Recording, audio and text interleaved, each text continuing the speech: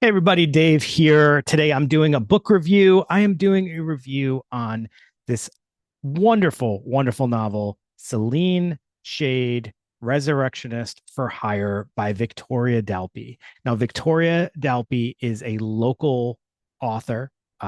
So I was able to actually pick this up from her in person. And I am fortunate enough to also get a cool signature from Victoria when I did pick it up. Now, I will not lie. I am someone who's easily intimidated by the size of novels. And when I picked this up, I was like, "Oh, that's a hefty little novel right there." So I think this caps off at about let's see, 256 pages. So not too bad, but I'm going to be honest with you. This was one of the fastest reads I've ever had as far as it being a lengthier novel and just the speed that I read it at. I'm a super slow reader. So I've said this many times. If people know me, I will not lie about it. It takes me a while to read. I just need to process everything as I go. I don't get a ton of time to be able to sit down and dedicate to reading. So I usually have to break it up every night into a little bit at a time. But I really had a hard time putting this down. It was a very fast paced novel. It crammed a lot, and just the pacing was just excellent. I feel like there was no lulls, there was no periods where I was like, oh, I wish this would pick up a little bit. It just kind of went one thing to another, but it like not overwhelming amount of stuff, just like the right amount. It was a really good read. All right. So let me talk a little bit about what Selene Shade Resurrectionist for Hire is about. And also, I will mention this is volume book one.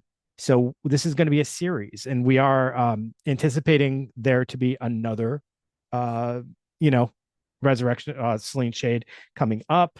So yeah, book two is going to be called Selene Shade, Loving the Dead. So we know that there's going to be multiple books in this series. So that's really cool. And I kind of knew, like, had a feeling as I ended it, you could kind of see like it was written almost to set that up. So, like I said, there's a lot that goes on, but the action kind of culminates in the end, and you're like, all right, oh, I can kind of see this picking up in the next one and the next one. So Selene Shade, Resurrectionist for Hire, is kind of felt to me a little bit like a mix of a variety of different things. So it's definitely like a dark fantasy world. There's resurrectionists who bring people back from the dead. There's vampires. There's witches. There's elementalists who kind of can control weather. There's just people from other dimensions, I guess you would say. It's a world where almost any kind of person can exist or any kind of mythical thing could exist, but it also feels super relatable because there's humans still walking around. They're talking about like ethical issues, like should you bring people back from the dead just because you can? How do you consent to that? How can someone consent to something they don't even know what they're going to experience?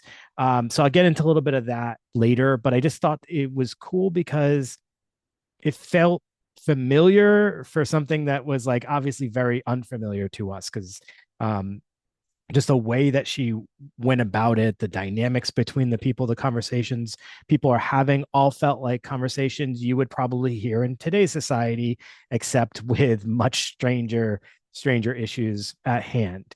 So Celine Shade is a resurrectionist. And she's actually a very talented one. She was under the apprenticeship of this woman who has now passed away. I believe her name was Dot. And she's running this business where people come to her and they say, when I pass, I want you to bring me back, or I have this family member who's passing and they want to be brought back. And she has to, as in any job we do, just make sure there's consent, and she gets paid for doing this. And she has her own set of ethical rules that are kind of agreed upon amongst resurrectionists. And there's this understanding that no one should be brought back against their will. But then she's met by a cop named Marlowe, and he comes to her saying, like, we need you to bring this dead woman back.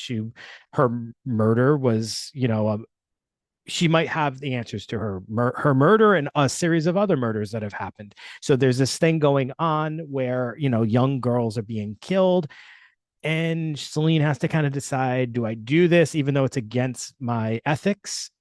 when it's for the greater good of others. And she does end up bringing her back, and they get this big hint, and that kind of spawns this big detective part of the story. It's like a kind of a noir detective story. It kind of reminds me of like Raymond Chandler's The Big Sleep or something like that. You know, have Marlowe is like that main detective guy. But we also find out that Marlowe's a vampire. And he kind of hides that from everyone. And that's kind of like a little bit taboo, I guess, that a vampire would also be a cop in this world. So anyways, yeah, so there's all these things that are happening uh that transpire, and it also, what we end up finding out is the murders are connected to this much larger thing where there's someone trying to perform a ritual that will open up some kind of door to another dimension and bring in some undesirable individuals that are trying to kind of come to our dimension. So Selene is our antagonist, our protagonist in this story, along with Marlowe, and then there's a series of other people kind of along the way that are added into this and kind of like play as supports. And it's a great cast of characters. Like I really enjoyed the individuals, the uniqueness to all their personalities, and I mostly enjoyed the way they bounce off of each other and kind of the dynamics. I feel like Victoria Dalpe really understands how to make characters relatable in very unrelatable circumstances and likable. But then there's also this element that I think people who love like Twilight movies will kind of enjoy this storyline, because there's like this romance part of it mixed with, you know, like kind of those feelings you get where you're not sure if this romance is the best for you and you're kind of questioning it as you go along, but it just feels right. So it definitely reminded me of like the Twilight novels and kind of that inner conflict that they have when they're first starting their budding romance. And you know, do I do this, do I go with the vampires and things like that. So yeah, it was a really cool story. um you know, I would love to know if I ever get the opportunity, I'll definitely ask her. But I very much felt like Victoria Dalpe was kind of writing herself in the story as Selene Shade, or and like that this world is a world that she probably would love to exist. Because it just felt very personal in a weird way. I don't even know how to really describe it, but I just felt like the person writing Selene Shade really appreciates and put a lot of thought into who Selene Shade is. If that makes any sense, and I would love if Victoria would answer that for me when she gets a chance, if she listens to this, or if I get a chance to ask her in person at some point. So this was a really strong first installment to this series. I'm really looking forward to book two. I can't tell you how excited I am to get my hands on that and start reading it. Um, I think that book two is probably going to have even more action to it, like what we saw in the end. But I'm going to be honest with you, I'm actually kind of fine with the amount of action we had in this, because I really enjoyed the build up, and like I said, just like the dynamics between the characters, the things that were occurring, some of the antagonists that we were seeing, the people performing the rituals and stuff like that, they were a little interesting to hear about, or just to kind of hear their dynamics. So there was a lot here that I just really enjoyed. I guess I'm kind of like just talking all the praises about this book, because I was really caught off guard with how much I enjoyed it. And like, I didn't know that this would be a type of book that I would really gravitate to. Um, at least on paper. But when I was reading it, I was like, oh yeah, this is everything for me. This is like dynamics, human interactions, dynamics, understanding people. But the bigger thing that I knew that would, you know, after I read it, I was like, of course you like that. It was so much about like ethical stuff and just kind of like questioning things. And this is a question that we've even talked about on the show before when we were talking about a film that involved bringing someone back from the dead. What is the ethics around that? How do we get consent to do something where we don't know if that person could pass away and decide like, no, I actually, this is amazing, I want to stay here, or if it's the absolute opposite. So how do we get someone to consent to something that they don't even really know what it's going to be? I think that that's a really interesting concept, the whole idea of if we could bring people back from the dead, should we? Or when it would be appropriate, or how do you get someone to really say yes to something that they don't know? But then the other thing is, you know, that idea of just because we can does that make it okay? And I think that analogy can be brought to so many different circumstances. And then there's a lot of judgment on who these people are, and be, being someone who maybe like a different version of yourself. And I don't know, there was so much that I think can be kind of looked at and analyzed, and just kind of probably is a metaphor or an analogy for something else. And I'm not going to like impose thoughts on other people, but I just really encourage people as you're reading this to kind of think about those things and like see what it like kind of stands out to you about that. For me, it was definitely that whole concept of like ethics, and like when is it okay, and how do we consent to things, and should we do it if just because we can, but also if we don't do it, how does the person who can do it ever kind of like justify not using their capabilities? And this was also another thing that came up recently, that whole idea of like having to blend in, having to hide your true identity.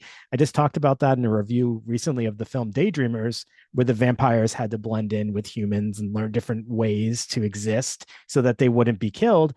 It's the same thing here. A lot of their powers, for some of them, or even Marlowe as the vampire, he had to kind of blend in and hide his identity. And what does that do to people when they do that? And are they really living a meaningful existence if they're not being their true selves? And I think Marlowe and Selene Shade connect to each other because when they're together, they can just be their true selves. They don't hide their identities with each other. And they don't feel judged, they don't feel scrutinized, or like people are kind of like questioning their morals or their ethics. It's a really deep topic that I think is being brought up here. And I really just appreciated and enjoyed being able to like hear this story and kind of sit back and think about these things. So I want to say thank you to Victoria Dalpe for writing this book, but also for signing my copy and for just, presenting this story that I really, really connected to and enjoyed. And I very much look forward to book two. So please keep a lookout for that. I think it's coming later this year, if I remember what I read correctly. And yeah, check it out. Selene Shade, Resurrectionist for Hire, book one. You can find it on Clash Books or on Amazon, I believe. So definitely make sure you get yourself a copy and let me know your thoughts. I'd love to hear it. Thanks, everyone, and have a good night. And I will bring you another book review as soon as I get a chance. Have a good one.